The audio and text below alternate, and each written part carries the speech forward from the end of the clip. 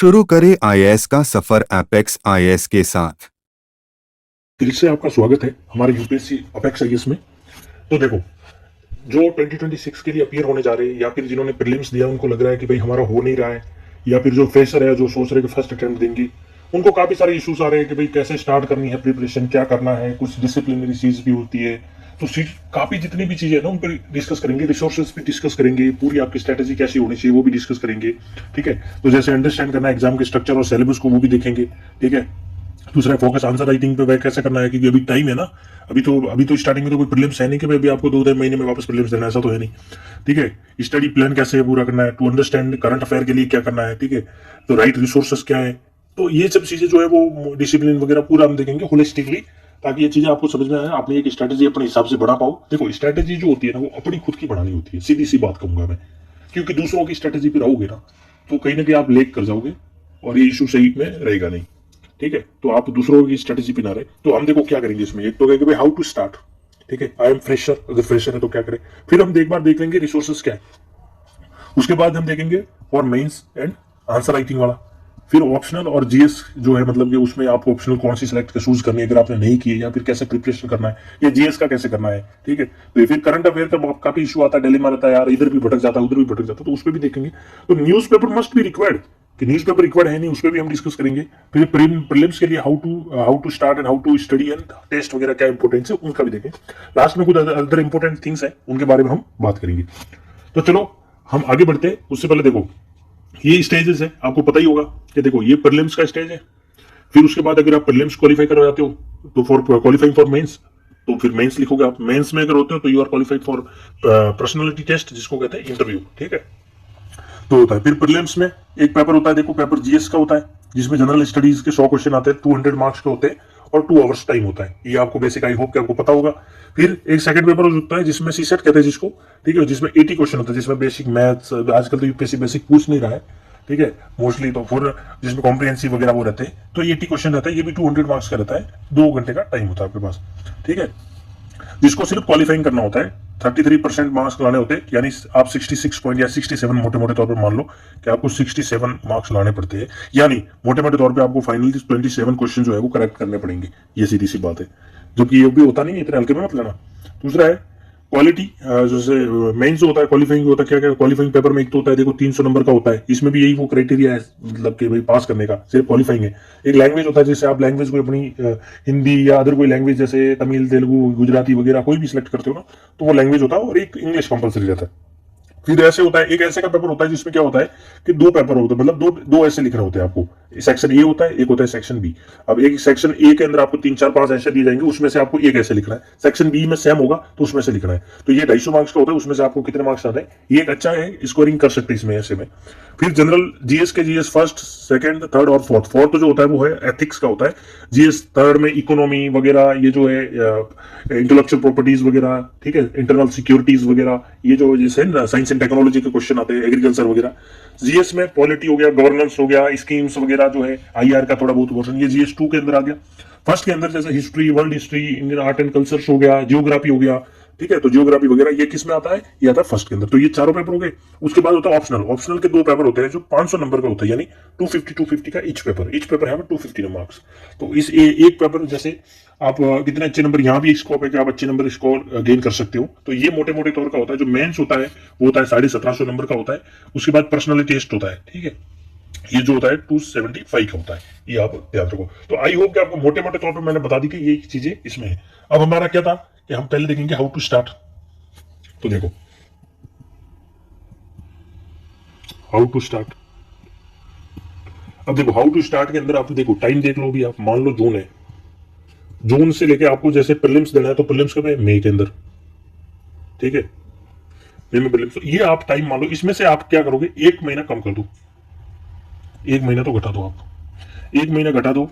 तो अभी आपके पास कितना टाइम है आप काउंट करो, उसके हिसाब से आपको शुरू करना है। देखो शुरू तो करना ही पड़ेगा अगर आपको करना है। अगर आप सोच रहे हो कि नहीं मैं अभी 1 महीने में फ्रेशर से स्टार्ट करूंगा, आई विल स्टार्ट लेटर, और मैं जैसे पढ़ाई करूंगा उसके बाद स्टार्ट करने के बाद, अरे भाई स्टार्ट करना करना करना क्या कर रहे हो, कर दो।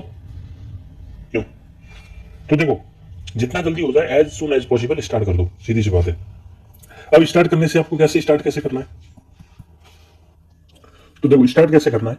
स्टार्ट में देखो कि आप अगर फ्रेशर हो, जैसे मैंने कहा फ्रेशर हो, बिगनर्स हो, तो आप क्या करो, एनसीईआरटी एनसीईआरटी को पहले रखो। या फिर आप अपना क्या करोगे, अगर आप कहीं डिस्टेंस से स्टडी कर रहे हो, जैसे कि मान लो आप अपने अपने एरिया से स्टडी कर रहे हो, या फिर आप दिल्ली नहीं हो, ऐसी सिचुएशन में आप या फिर घर से स्टडी कर रहे हो, तो देखो बेसिक बेसिक चीजें आप स्टार्ट करो पढ़ना। जो जो मतलब सिर्फ पढ़ना शुरू करोगे, अगर फ्रेशर हो तो पढ़ना स्टार्ट करो बेसिक बेसिक चीजें, बेसिक। अब उसके लिए क्या करना पड़ेगा, पहले तो सिलेबस सिलेबस निकालो। किसका निकालोगे सिलेबस, दोनों, पीटी प्लस मेंस, ये दोनों का सिलेबस आप निकालो।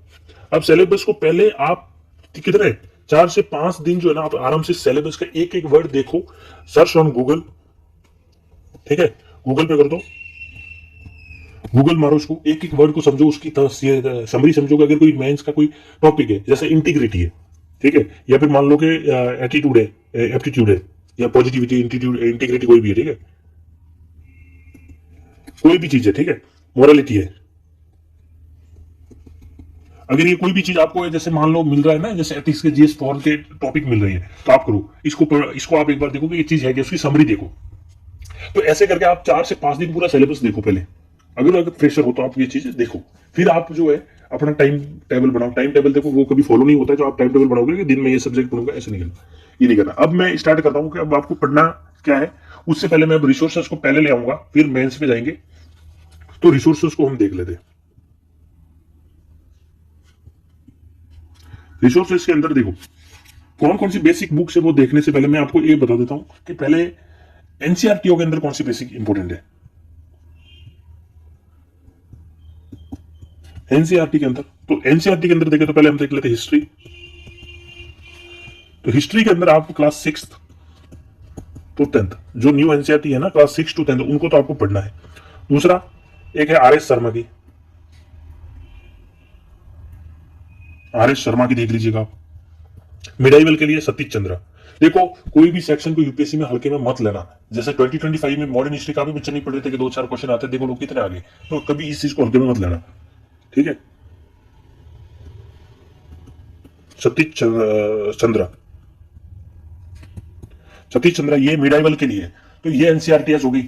और कौन सी एनसीईआरटी है, कौन एक साउथ की एनसीईआरटी होती है तमिलनाडु बोर्ड की, ठीक है, तो उसको पढ़ लेना।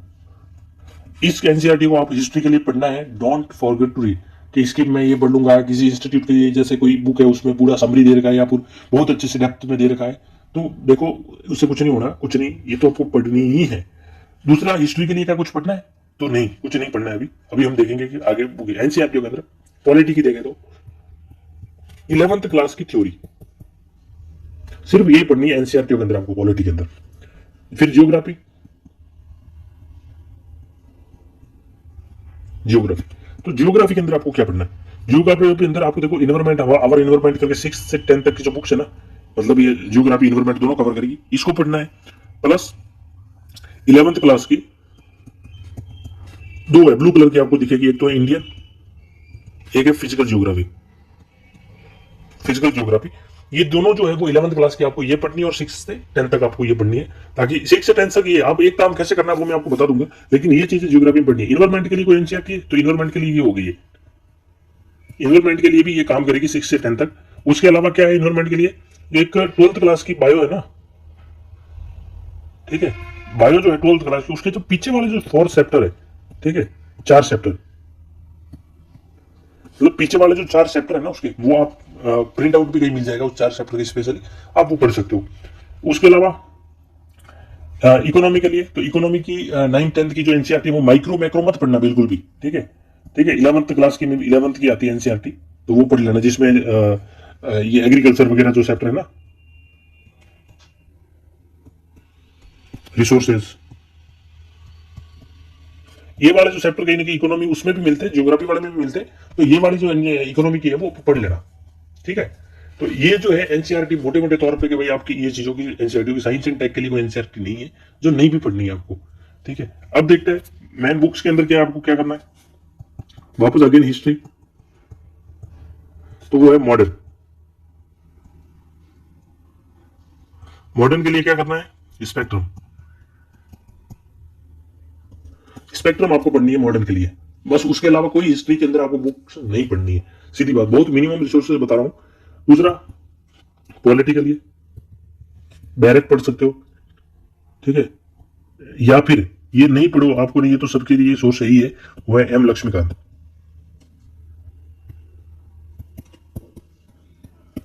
एम लक्ष्मीकांत है, वो पढ़ लो, इनफ है। और देखो जैसा होना होगा देखा जाएगा, ये पढ़ लो बस।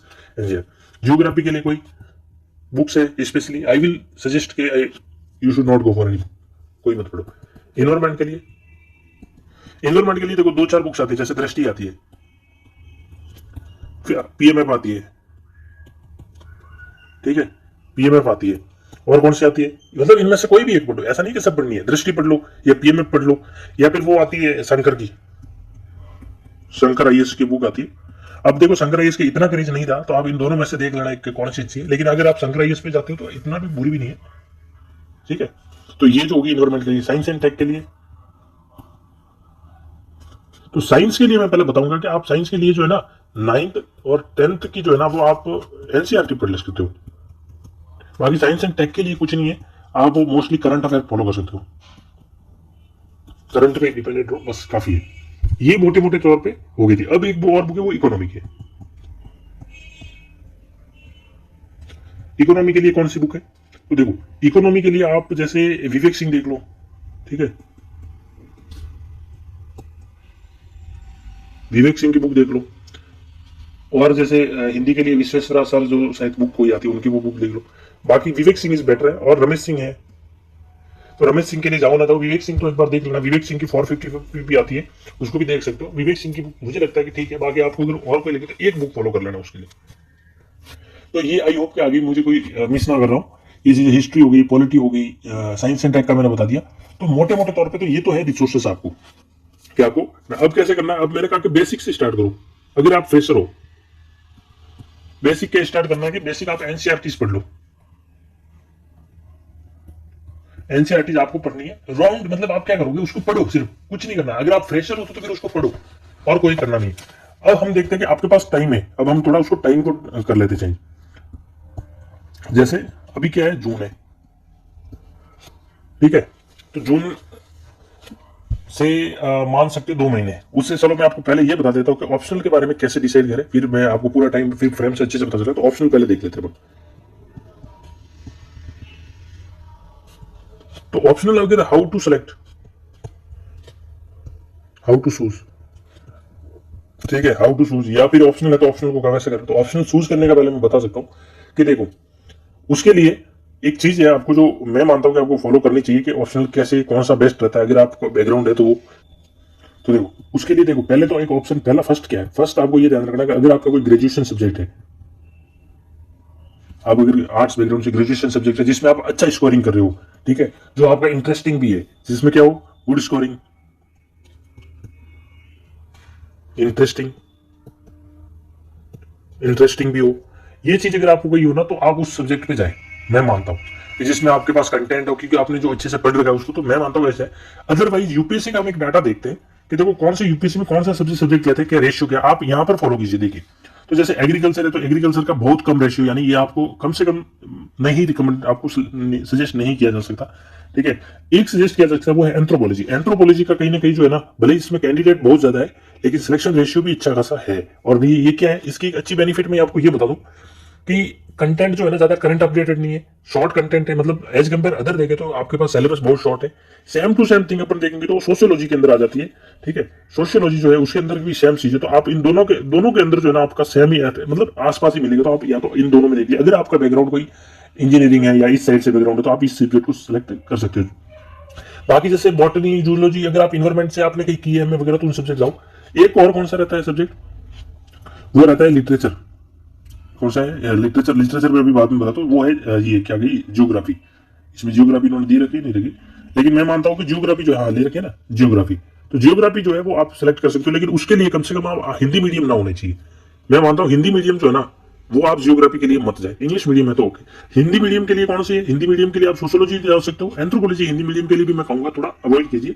आप दूसरी जो सब्जेक्ट है कौन सी है, ये हिस्ट्री, अगर आप हिंदी मीडियम में और किसी में भी हो तो हिस्ट्री जो है वो एक थोड़ा बहुत अच्छा है दोनों के लिए। लेकिन अगर आप इलेक्ट्रॉनिक या फिर IITN हो या फिर कोई जैसे आप अदर फील्ड से हो ना, जैसे मेडिकल फील्ड से वगैरह, तो आप हिस्ट्री के लिए बिल्कुल सही मत, सीधी सी बात है, आप बिल्कुल हिस्ट्री के लिए मत जाए। लेकिन आर्ट्स बैकग्राउंड से आप कॉलेज की है तो हिस्ट्री आपके लिए बेस्ट ऑप्शन है, अगर आपको लिटरेचर नहीं लेनी है तो। बाकी जितने भी ऑप्शन है वो आप देख सकते हो उसमें से। तो जैसे इंडिया PISR रहती है तो इसके सिलेक्शन रेशियो अच्छा है, लेकिन आपको ये करंट अपडेटेड बहुत ज्यादा रहना पड़ेगा, करंट आपको बहुत पड़ेगा। एक और बेस्ट ऑप्शन हो सकता है जो वो जिसको मैं मानता हूं कि आप पब्लिक एडमिनिस्ट्रेशन, अगर आप PISR लेने की सोच रहे हैं ना तो मैं कहूंगा कि आप पब्लिक एडमिनिस्ट्रेशन लीजिए, पबेड। अगर आप PISR लेना चाहते हैं तो आप, मैं मानता हूं कि आप पबेड लीजिए कहीं ना कहीं, सीधी सी बात है। ये रहोगे तो बेस्ट रहेगा। तो देखो दूसरी बात, अब आते हैं लिटरेचर पे। लिटरेचर जो है ना वो एक बेस्ट है। अगर आप हिंदी मीडियम से तो आपके लिए हिंदी लिटरेचर जो है वो स्कोरिंग सब्जेक्ट है। अगर आप अदर भी हो लेकिन आपको रीजनल से हो कहीं ना कहीं, जैसे आप मान लो कि आप असम से हो तो असमी हो गई, जैसे दूसरे आप कहीं कन्नड़ तो कन्नड़ लिटरेचर हो गई। ये लिटरेचर कहीं ना कहीं क्या होता है कि स्कोरिंग सब्जेक्ट होती है। आपके पास कंटेंट अगर आप अरेंज कर पाते हो तो आपका जो जो रियलिटी है कि आपको जो चेकिंग देंगे, आपको मार्क्स देंगे, आपके जो वहां के होंगे फैकल्टी वो देंगे मार्क्स, मतलब आपका जो प्रोफेसर होंगे वो कहीं ना कहीं उस फील्ड से, तो उसको भी इंटरेस्ट आता है नंबर देने में, आप अच्छा उसमें कर पाते हो। दूसरा कहीं ना कहीं ऑल ओवर देखें तो लिटरेचर जो है ना वो स्कोरिंग सब्जेक्ट है, गुड है अगर आप लेते हो तो। लेकिन ये मैं सब्जेक्ट मानता हूँ कि आप इन सब्जेक्टों में तो जरूर जाए जो ये ऑप्शनल के लिए। लेकिन अगर आपका ग्रेजुएशन में कोई सब्जेक्ट है तो ग्रेजुएशन के लिए, नहीं तो मैंने आपको रेशियो बता दिया कि ये सिलेक्शन रेशियो है। और सिलेक्शन होने के बाद दूसरे, जैसे आप मान लो कि सिविल इंजीनियरिंग वो आपका बैकग्राउंड होना चाहिए तभी रह सकता है। इकोनॉमी जो है, आप सोचोगे मैं तो इकोनॉमी मुझे अच्छी समझ आती है इकोनॉमिक्स, लेकिन देखो economics is not good for mains. अगर आपका बैकग्राउंड इतना हाईली नहीं है, अकाउंट बैकग्राउंड नहीं है, तो it's not good for mains. I want suggest this and don't even go for that, ठीक है। अब फिलोसफी है तो फिलोसफी के लिए ठीक है जा सकते हो, लेकिन फिलोसफी के लिए भी आपको है ना कहीं ना कहीं वेस्टर्न में इतने थिंकर जो आपको सोशोलॉजी और उससे भी ज्यादा पढ़ने पड़ेंगे, और कहीं ना कहीं आपको मेन सोर्स यहाँ नहीं मिलता है। तो मैं इसके लिए भी आपको इसीलिए कहूंगा कि आप नहीं जाए। बाकी जूलॉजी वगैरह तो मैंने बताया कि आपका बैकग्राउंड होना चाहिए। बाकी आप इन सब्जेक्ट से एंथ्रोपोलॉजी हो गया, हिस्ट्री हो गया, फिर सोशोलॉजी हो गया, जियोग्राफी हो गया, लिटरेचर हो गया, पब्लिक एडमिनिस्ट्रेशन PISR हो गया, इन सब्जेक्ट के बारे में सोच के आप ले, सीधी सी बात है। चलो तो ये हो गया। अब हमें क्या करना है, अब हम स्टार्ट करते हैं एक कि आपको भी क्या करना है। अभी जून महीना है, हमने यही कहा था ना, तो चलो हाँ ये हो गया जून। जून से आपने मान लो ऑप्शनल कर लिए, तो मतलब आपने ऑप्शनल कोई सिलेक्ट किया, फिर आपको भी ये इस साल अटेम्प्ट दिया था नेक्स्ट डे, तो जून से आपको क्या करना है, जुलाई एंड तक ऑप्शनल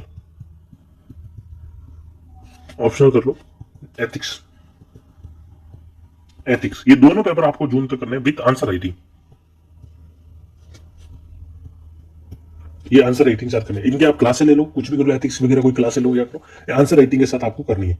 अब मैंने एथिक्स के लिए आपको सोर्स नहीं बताया, तो एथिक्स के लिए बता सकता हूँ कि आप या तो कोई, अगर आपका इंस्टीट्यूट का हो तो या विजन का वैल्यू एडिशन कर लो, ठीक है, ये बुक मोस्टली ठीक रहती है। या फिर जैसे ओनली IAS का कंटेंट मानते, PW IAS का, ये सही है। देखो आजकल इतना ही फॉलो ये चीजों पे जाओ, कोई ऑथेंटिक ऐसी बुक्स के लिए मत जाओ, ये ठीक है। पहले वो बुक्स आती थी, उसका क्या नाम था, जो एथिक्स इंटीग्रिटी के लिए आती है। अब इतना पढ़ने की जरूरत नहीं है बुक्स के लिए, तो मैं आपको ये चीजें करोगे, आप इन पे जाओ, अपने अपने शॉर्ट्स नोट्स बनाओ।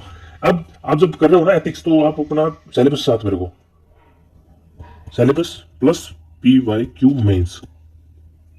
आप PYQ में क्या क्या टॉपिक बनते हैं उसके हिसाब से नोट्स बनाने, तो नोट्स बनाने के भी साथ में देखता हूँ, नोट्स आप टॉपिक लो, ठीक है। आप लिख रहे हो कोई क्लास से पढ़ रहे हो, क्लास नोट्स बना लो, या फिर ये जो सिलेबस है, सिलेबस के जो की टर्म्स है उनके नोट्स बना लो, साथ में, ताकि आप जो आंसर पॉइंट टू पॉइंट लिखो, ताकि आप अपने आंसर में लिख सको ये चीजें। ऑप्शनल भी साथ साथ करनी है, तो जुलाई तक जो है आपको ये करना है। जुलाई तक एथिक्स से दोनों हो जाएगी, जुलाई से फिर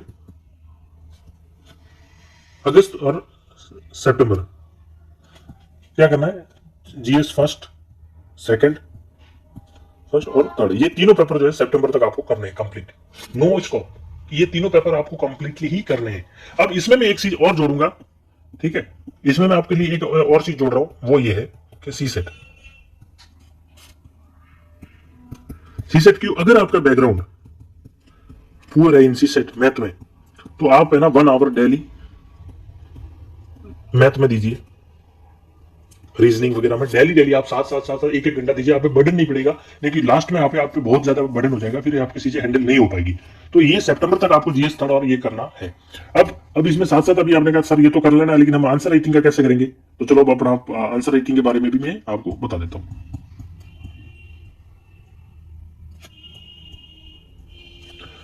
उसके दो तरीके हैं। पहला क्या है, आप एक डेली टारगेट रखो, आप जैसे GS फर्स्ट कर रहे हो, ठीक है, कोई भी जीएस कर रहे हो तो जीएस आप जो भी कर रहे हो ना, तो उसके 4 से 5 आंसर जो है ना क्वेश्चन लिखो। ठीक है, राइट, 4 से 5 जो है वो डेली आप लिखो। अब कैसे इवोल्यूट कैसे करेंगे, तो इवोल्यूट जो है आप या तो टॉपर की कॉपी देख लो, टॉपर्स की कॉपी देख लो, या फिर अपने कोई जैसे आपका फ्रेंड हो, कोई फ्रेंड्स हो, उनसे आप चेक करा लो, वो आपका कर लेगा, आप उनके कर लेना। तो इससे क्या होगा ना, आपकी हैबिट बनेगी। पहले आप तो करनी कैसे है वो भी मैं बता दूंगा। दूसरा चीज क्या है, दूसरी चीज आप कोई एक टेस्ट सीरीज ज्वाइन कर लेना, टेस्ट सीरीज ज्वाइन कर लेना, जिससे भी आपको क्वेश्चन मिलेंगे आप तो ये दूसरा देगा। अब करनी कैसे आंसर राइटिंग, उसके लिए मैं अलग से भी एक वीडियो ले आऊंगा, लेकिन मैं देखो ये चीज मैं आपको ये बता देता हूं। पहले आप क्या, कोई स्ट्रक्चर बनाओ, स्ट्रक्चरिंग करो, ठीक है, कंटेंट तैयार करो, पॉइंट पॉइंट का लगता है, ठीक है, इंट्रो करो, इंट्रो चीजें तैयार करो, और कंक्लूजन, ये चीजें आप अपने पास तैयार करो। कोई टॉपिक हो ना, तो आप टॉपिक पढ़ रहे हो तो उस टॉपिक की ये चीजें तैयार करो, फिर आप आंसर लिखो। तो ऐसे धीरे धीरे धीरे आपको क्या है, हैबिट बढ़ानी है। दूसरा टाइम मैनेजमेंट करना है। तो ये 4 से 5 डेली आपको आंसर लिखने हैं जब आप जीएस कर रहे हो साथ साथ, तो आपको ये चीजें करनी है। तो आपका आई होप कि आपको ये चीजें समझ में आ गई होगी। अब क्या पढ़ते हैं, अब हम शुरू कर लेते हैं कि भाई ये तो हो गया, फिर सितंबर के बाद तो आता है अक्टूबर, हो गया अक्टूबर से दिसंबर तक। ठीक है, अक्टूबर से दिसंबर तक आपको क्या करना है, रिवीजन, सिर्फ रिवीजन करना, पढ़ना है। अब आंसर राइटिंग आप करो नहीं करो, लेकिन रिवीजन जरूर कर लेना, ऑप्शनल, ठीक है। और एथिक्स, इन चीजों का रिवीजन आप दिसंबर तक कर लेना अच्छे से। और साइड बाय साइड जीएस जो है, जीएस के आप आंसर अगर आपके रह गए तो आंसर राइटिंग कर लो, ये चीजें आपको कर लेना। तो उसके साथ साथ अब आते हैं जनवरी के अंदर। जनवरी में आपको क्या करना है वो चीजें मैं आपको बता देता हूं। जनवरी के अंदर स्टार्ट फॉर प्रीलिम्स,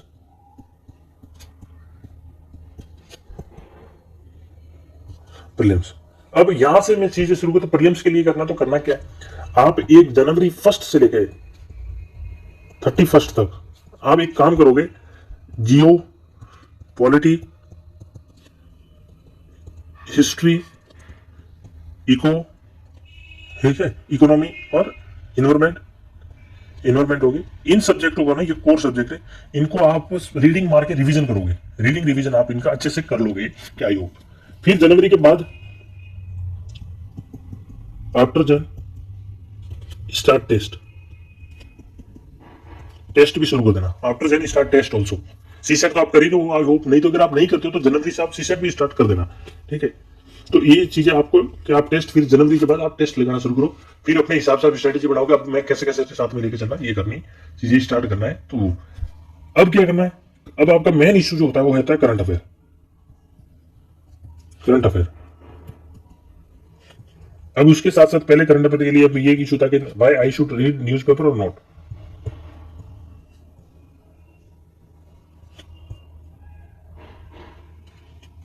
तो देखो इसमें मैं क्या कहूंगा,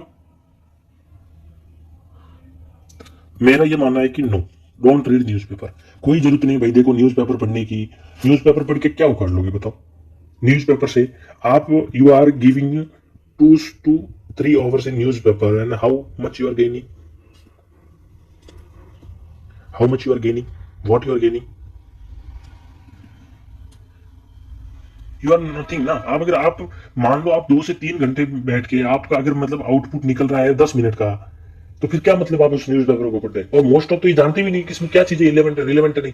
भाई देखो, जब आपको ये बोल रहा है कि इन्फ्लेशन इधर उधर जा रहा है, ठीक है, तो पहले आपको जब बेसिक ही नहीं पता ये, ठीक है, बेसिक ही नहीं पता इन्फ्लेशन का, तो फिर क्या करोगे जान के कि इन्फ्लेशन कैसा हो रहा है, क्या हो रहा है। तो पहले तो आप बेसिक का स्टैटिक तो पढ़ो ना अच्छे से। न्यूज़पेपर पढ़ के क्या कर लोगे आप, टाइम वेस्ट। उससे अच्छा ये है कि क्या करोगे, monthly magazine, monthly magazine follow कर लो। अगर मंथली मैगजीन पढ़ोगे तो लास्ट में कोई 365 या वगैरह कुछ भी पढ़ने की नहीं है। कोई भी इंस्टीट्यूट की मंथली मैगजीन फॉलो कर लो। आप मान सकते हो जनवरी से कर लो, ठीक है, या फिर आप मार्च से कर लो। मार्च से लेके आप कंटिन्यू मंथली मैगजीन पढ़ो, उसको 2-4 बार पढ़ लेना, तो वो बेटर रहेगा। उसमें देखो ये कि ये सारी न्यूज जो है उन्होंने पॉइंट बना के, जो पॉइंट उन्होंने व्यू था आर्टिकल्स का, वो उन्होंने पॉइंट बना के दे दिया। हमें चाहिए ही पॉइंट है, तो हम क्यों फालतू टाइम वेस्ट करें। हाँ, अगर आपका इंटरेस्ट है कि न्यूज पेपर सुबह सुबह थोड़ा पढ़ना चाहिए, अच्छा है, तो आप पढ़ सकते हो। लेकिन देखो, फॉर द यूपीएससी के news paper is wasting of time. फालतू उसमें टाइम मत दो। बहुत सारे टॉपर कहते होंगे, कोई मतलब नहीं है। आप वो तो क्या है ना, कुछ चीजें कंटेंट तो बनाना पड़ता है आपको बोलने के लिए, तो उस पर मत जाओ, आप सिर्फ ये चीजें करो। ठीक है, तो न्यूज़पेपर की जरूरत नहीं है। तो आप करंट मंथली मैगजीन फॉलो कर लो, कोई भी, मैं मानना मेरी बेस्ट सोर्स यही है, मंथली मैगजीन फॉलो कर लो।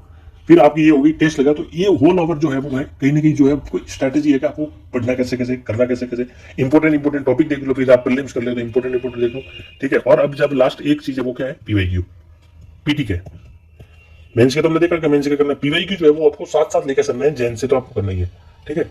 जनवरी से आपको पीवाईक्यू को भी साथ साथ लेके चलना है, फिर टेस्ट लगाना फरवरी के बाद, जनवरी एंड या फेब के बाद आपको टेस्ट लगा लेना, जो कि 2 बार आपका जो रिवीजन हो जाए for prelims. Science and tech के लिए आपको करंट मंथली मैगजीन पढ़ रहे हो तो उससे मंथली मैगजीन से साइंस एंड टेक हो जाएगा, और उससे ज्यादा जाने की जरूरत नहीं है, ठीक है। तो आई होप कि आपको ये चीजें समझ में आई होगी। अब मैं आपको एक अदर थिंग जो है वो बताता हूँ कि आपको सीरियस क्यों होना चाहिए। तो देखो, ये चीज मैं आपको मेन बताना चाहता हूँ कि देखो, सिलेक्शन रेशियो यूपीएससी में 19 से 13 से देख लो आप कि जो इंटरव्यू कैंडिडेट है, वैकेंसी रेशियो कितने परसेंट सिलेक्शन हो रहा है, ठीक है। प्रीलिम्स में देखो 11,000 तो माइंस में कितने आगे जा रहे हैं, ठीक है। फिर इंटरव्यू के लिए कितने जा रहे हैं और फाइनल सिलेक्शन क्या रेशियो। तो देखो, आपका सिलेक्शन रेशियो ने अगर आप अपीयर कितने होते हैं ना, उस बेसिस पे तो देखना जाए ना तो पॉइंट 87 या फिर पॉइंट इवन कम ही होता है, कभी कभी तो 50 भी नहीं होता, 0.50% भी रेशियो नहीं होता है, 0.50 इतना भी रेशियो नहीं है आप सिलेक्शन का। तो आप ये मान के चल रहे हो तो सबका सिलेक्शन नहीं होने वाला है। तो आप है ना, आपको हार्ड मेहनत करनी पड़ेगी। ये फालतू टाइम वेस्ट करना, ये चीजों में बंद करो। आप जितना है ना, जितना पॉसिबल हो सकता है उतना आप जल्दी से स्टडी करो। आप ये रेशियो हमेशा दिमाग में रखो, अपने आगे लगा दो कि इतना रेशियो और मुझे उसमें से एक सीट जो है वो कहीं ना कहीं सिक्योर करनी है। तो आप ये, मैंने जो स्ट्रेटेजी बताऊं आप इसमें फॉलो कर लो, और उसमें अगर आपका जो अपने हिसाब से कैसे आपको पढ़ना है वो अपने हिसाब से पढ़ो, और आप इन चीजों को जल्दी से कर लो। ये रियलिटी बेसिस है, ये कोई नहीं है कि मैं कंटेंट लेके आ रहा हूँ। तो मेरा एक्सपीरियंस है, मैं आपको वो चीज तो मैं नहीं बता रहा हूँ कि इस बार प्रीलिम्स में जो हमारे टॉपिक है total at the at finally जो है ना वो 28 क्वेश्चन ऐसे हैं जो मैंने, जो मोस्टली 25 टॉपिक उसके पहले मैंने बताए थे, टोटल हमने 40 टॉपिक बताए थे। उस 40 टॉपिक में से 28 क्वेश्चन जो है वो डायरेक्टली आए हैं। लेकिन मैं ना तो कोई कोर्स लॉन्च करने जा रहा हूँ, क्यों, क्योंकि देखो मेरा सिर्फ ये है कि भाई मेरा एक्सपीरियंस क्या है वो शेयर करते हैं, कुछ चीजें तो पढ़ा लेते हैं अपन को, क्योंकि वी आर ऑल्सो एस्पिरेंट। तो उस पर आप दूसरे इंस्टीट्यूट भले ही बता रहे होंगे, लेकिन ये क्यों है, मैंने इतना कैसे बता पाया, क्योंकि ये जो है वो एक लॉन्ग टाइम प्रिपरेशन और आपका अचीवमेंट क्या क्या, उसका एक्सपीरियंस आपके पास, वो चीजें आप बता सकते हो। तो अगर आप भी अच्छे से प्रिपरेशन कर रहे हो, आप पीवाईक्यूज आप कर रहे हो, तो आप भी बता पाओगे, कोई बड़ी बात नहीं। यो, तो आप इस चीज को देखना कि रेशियो जो है बहुत है, सिलेक्शन का रेशियो बहुत कम है, बहुत माइनर लेवल पे है। तो आपको हार्ड वर्क करनी पड़ेगी और start now, don't waste time to कि इधर इधर थोड़ा कर लेते हैं, ये कर लेते हैं, अब कर लेंगे, इस पर कोई मतलब नहीं है, ठीक है। तो आई होप कि आपको इस चीज अच्छी लगी हो और आप जरूर फॉलो करोगे, you are going to become IAS 2026।